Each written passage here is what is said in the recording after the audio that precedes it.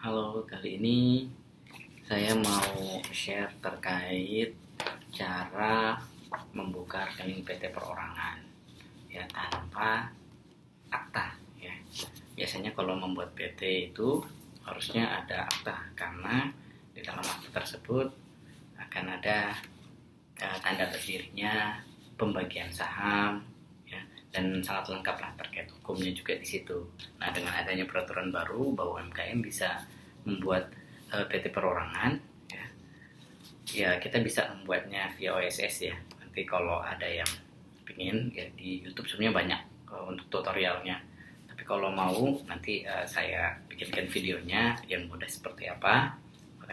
Namun yang paling penting setelah jadi ya PT perusahaan yang kita buat di OSS, banyak masalah yang sering muncul yaitu bagaimana membuat rekening PT ya. Bahkan saya sendiri pun kemarin pengalaman ada kendala gitu ya, saya ke beberapa bank ternyata memang bahkan orang bank sendiri belum tahu kalau ada peraturan atau kebijakan baru itu terkait PT perorangan.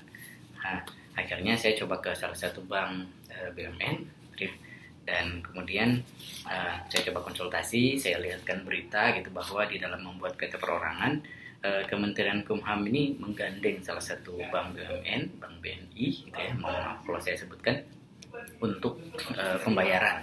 Kalau kita buat PT perorangan kan perlu bayar tuh 50.000 ya sebagai uang registrasinya.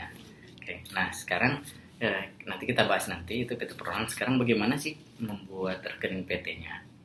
Oke, baik. Untuk membuat rekening PT ya, dari pengalaman saya itu yang hari ini saya bisa dapat ya rekeningnya yaitu seperti ini. Benita Plus Bisnis. Oke. Kalian bisa lihat dan saya dapat juga ATM-nya. Ya, saya buat ATM-nya.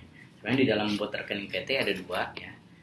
Bisa pakai cek gitu. Sebenarnya kan rekeningnya giro gitu ya. Rekening berbadan ya, badan usaha giro. Namun kita bisa pilih apakah mau menggunakan cek atau menggunakan buku tabungan dan ATM gitu. Kalau seandainya kita perlu diketahui bahwa ketika kita menggunakan cek itu nanti teman-teman akan mendapatkan sekitar 6 angka digit. Jadi setiap transaksi harus menggunakan kode token tersebut gitu. Dan menurut saya itu cukup merepotkan sehingga saya minta yang menggunakan buku bank dan ATM saja. Persyaratannya apa saja? Pada waktu itu saya datang coba ke customer service, saya membawa NIB gitu ya. NIB kalau teman-teman punya NIB yang setelah membuat PT perorangan ada NIB-nya. Kemudian yang ada nanti ada 3 lembar karena beserta lampirannya. Lampirannya ini KBLI apa saja yang akan yang menjadi kode usaha kita ya. Terus kemudian selain NIB saya juga melampirkan sertifikat pendaftaran pendirian yang dari Kemenkumham ini. Selain itu juga ada surat pernyataan. Jadi ketika kita membuat PT perorangan ini udah satu paket nih, bisa kita download nanti ketika sudah jadi gitu ya. Ini surat pernyataan pendirian perseroan. Dan yang terakhir itu ada NPWP ya, NPWP perusahaan. Jadi ketika kita membuat BSS, nanti otomatis email yang kita daftarkan BSS akan dikirimkan NPWP perorangan ketika PT perorangan kita sudah jadi. Ya, namun ternyata tidak sampai di situ gitu ya. Ketika saya bawa ini ternyata ada beberapa dokumen yang memang perlu saya lampirkan juga gitu ya. Salah satunya yaitu ya, KTP saya karena saya membangun yaitu sebagai direktur, kemudian NPWP saya pribadi ya. Selain NPWP perusahaan kita perlu juga NPWP pribadi sama KTP pribadi.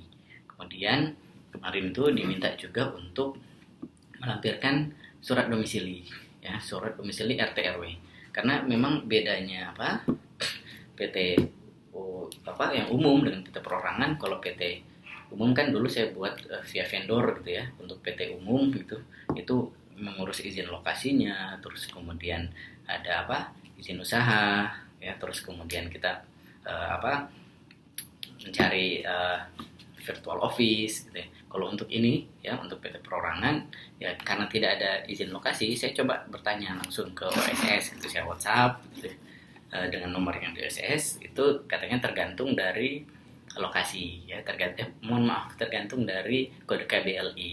Nah, dan ternyata kode KBLI saya tidak mengharuskan ada ada izin lokasi, sehingga saya cukup melampirkan surat domisili RT RW. Itu saya sudah siapkan, saya lampirkan yang mana itu ada domisili saya dan juga domisili PT, karena PT perorangannya sekalian ya di rumah saya. Ya. Jadi di situ menyebutkan di dalam surat domisili itu menyebutkan nama saya dan juga ada PT yang PT perorangan ya, nama PT perorangannya. Kemudian selain itu juga di dalam yang perlu teman-teman tahu gitu ya, ketika membuat PT perorangan kita perlu juga ini cap ya, kita harus sediakan cap ya, cap perusahaan, karena pengalaman saya ya itu memang kita harus punya cap di dalam mengisi formulir nanti, di dalam membuat rekening perusahaan itu kita harus ada cap, sehingga saya siapkan juga capnya. Kemarin diminta capnya udah ada belum, jadi teman-teman yang mau membuat siapkan juga capnya ya. Didesain, bisa desain pakai Canva ya, banyak logo-logo gitu cap, terus kemudian tinggal buat saja di tempat stempel atau cap. Selain itu saya juga diminta untuk melampirkan foto produk ya, karena memang saya udah punya usaha jadi jualan gitu, jualan online gitu, foto produknya bisa saya lampirkan. Dan juga ini opsional, itu terkait foto lokasi ya, foto rumah ya, tempat kita usaha. Kalau memang, karena memang saya bukan kayak ruko, bukan toko ya, saya foto rumah tersebut, tampak depan sama tampak bagian dalam ya, ada kursi dan meja gitu, seperti meja kerja lah gitu ya, walaupun hanya ya space-nya tidak terlalu besar. Mungkin itu. Kemudian kita setelah itu mengisi berapa formulir ya, sama siapkan materai 10.000, siapkan materai 10.000. Dan juga yang perlu teman-teman tahu di dalam membuka rekening itu, apalagi rekening PT, itu harus ada minimal store-nya. Minimal store-nya yaitu 1 juta rupiah.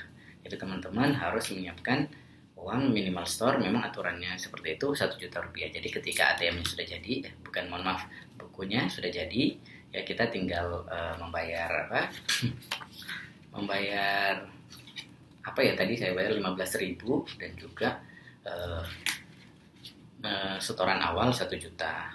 Dan kemudian di situ ada pilih pada gold, platinum, saya milih yang gold ya. Gold kalau tidak salah 11.000 ya per bulan itu biaya administrasinya. Mungkin itu sedikit yang bisa kita share, mudah-mudahan bermanfaat ya buat teman-teman. Kalau memang mau informasi lebih lanjut bisa komen ya di